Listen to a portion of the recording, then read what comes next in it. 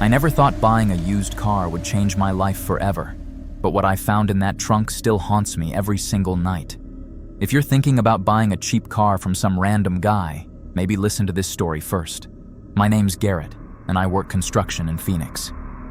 Well, I used to work construction until this whole thing went down. But let me start from the beginning because you need to understand how normal everything seemed at first. So I needed a car that could tow stuff. My old Honda finally died on me after 12 years, and I was desperate. The transmission went out right in the middle of Roosevelt Street during rush hour traffic. Cost me $200 just to get it towed to my apartment. You know how it is when you need a vehicle for work and don't have much money saved up.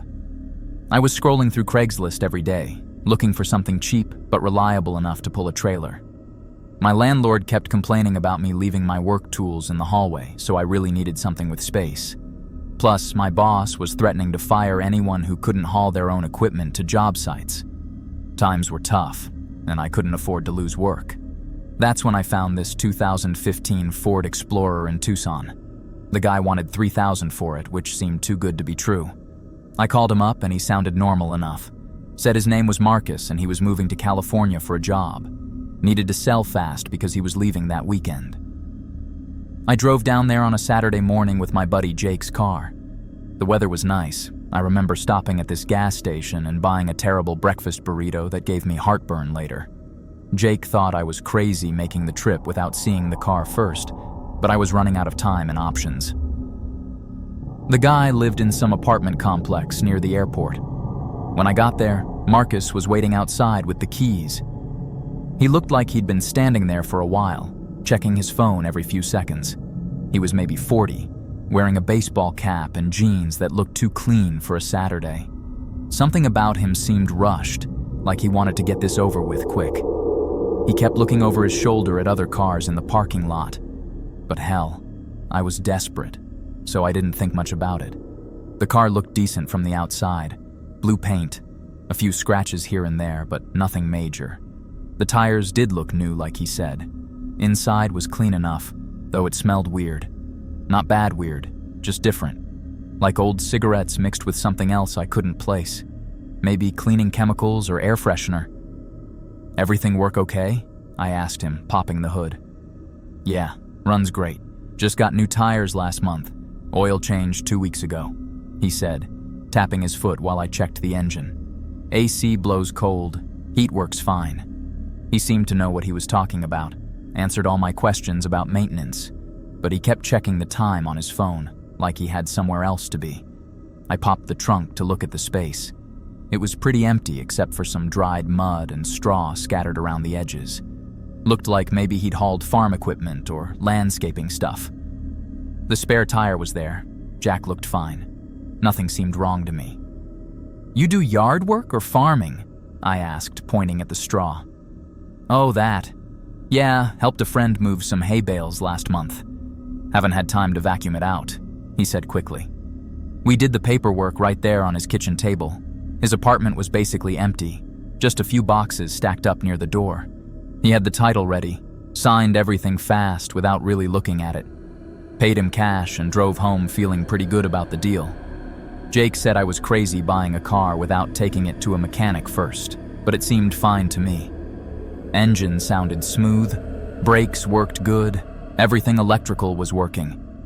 I figured I'd gotten lucky for once. For the next few weeks, everything was normal. The car ran smooth, towed my trailer without any problems. I was working on this house renovation in Scottsdale, hauling tools and lumber back and forth every day. The only weird thing was sometimes I'd hear this faint noise from the back when I hit bumps or made sharp turns, like something sliding around in the trunk. But I figured it was just the spare tire or maybe some loose trim piece. My neighbor, Mrs. Rodriguez, asked me about the car one day when I was washing it in the driveway. Said she thought she heard weird sounds coming from it at night when I got home late from work. But I told her it was probably just the engine cooling down or something. Then came that night in early April. It was raining pretty hard, which is unusual for Phoenix in spring. I was coming home from a job site around 9 p.m., and I needed to move some equipment from the truck bed to the trunk so it wouldn't get soaked overnight. I pulled into my driveway and ran around to pop the trunk. The rain was coming down sideways and I was getting drenched. I started moving my tools in there, pushing them toward the back to make room for more stuff. That's when I heard it. This faint whining sound. At first I thought it was the wind or maybe water dripping somewhere inside the car, but it kept going even when the wind died down for a second. A soft, high-pitched whine that seemed to be coming from inside the trunk itself. I stood there in the rain, listening. The sound was definitely coming from behind the spare tire, near the back paneling. My heart started beating faster, but I told myself it was probably just air pressure or something mechanical. Maybe a brake line or exhaust pipe making noise. I grabbed my phone's flashlight and looked closer. That's when I noticed the trunk liner was slightly loose in one corner, like someone had pulled it up and not put it back right. There were small tears in the fabric that looked fresh. The whining got a little louder, more desperate sounding. My hands were shaking as I peeled back the liner. Underneath was this small wooden crate, maybe the size of a shoebox. It was wrapped in what looked like an old shredded blanket that smelled terrible, and the sound was definitely coming from inside that crate. I'm not gonna lie, I almost just slammed the trunk and walked away. Every instinct told me not to open that crate, but curiosity won out, which I regret now. The crate had a simple latch on top that looked like it had been opened and closed many times. When I lifted the lid, I almost threw up right there in my driveway. Inside was a dog, a small, mangy thing that looked half dead. Its fur was patchy and matted with dried blood, ribs showing through its skin like it hadn't eaten in weeks. But it was alive, barely. Just lying there making that awful whining sound, looking up at me with these scared, glassy eyes. "Holy shit," I whispered. The poor animal was so weak it could barely lift its head. There was dried food scattered around the bottom of the crate and a small water bowl that was bone dry and cracked. On the dog's ear, I could see these faded numbers that looked like they'd been tattooed there with blue ink. Folded up in the corner of the blanket was a piece of paper that was yellowed and water-stained. My hands were shaking as I unfolded it. Written in pencil was a date from 2 months ago and the name of some town in New Mexico I'd never heard of called Deming. I carefully lifted the dog out of that horrible crate. It couldn't have weighed more than 10 pounds and felt like nothing but bones and fur. I brought it inside, gave it some water and leftover chicken from my fridge. The thing was so hungry, it ate like it hadn't seen food in weeks. The next morning I took it to this vet clinic on Indian School Road. The vet was this older woman named Dr. Peterson, who'd been working with animals for 30 years. She took one look at the dog and knew something was seriously wrong. She scanned the dog for a microchip and found one buried under the skin. When she looked up the information on her computer, her face got really serious, and she called someone into the back room. "This dog is registered to a breeder in Albuquerque," she said when she came back. "But according to this database, that facility was shut down 4 months ago by Animal Control for illegal operations." She showed me the records on her computer screen. The breeder had been running some kind of illegal transport operation, moving animals across state lines in car trunks to avoid inspections.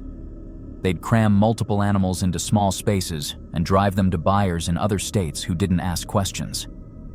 "The authorities think they were part of a larger network," Dr. Peterson explained, scrolling through more reports. "They'd use different cars for each trip, then sell the vehicles afterward to cover their tracks." That's when everything clicked. Marcus, the guy I bought the car from, his rush to sell, the weird smell, the mud and straw in the trunk, his nervousness.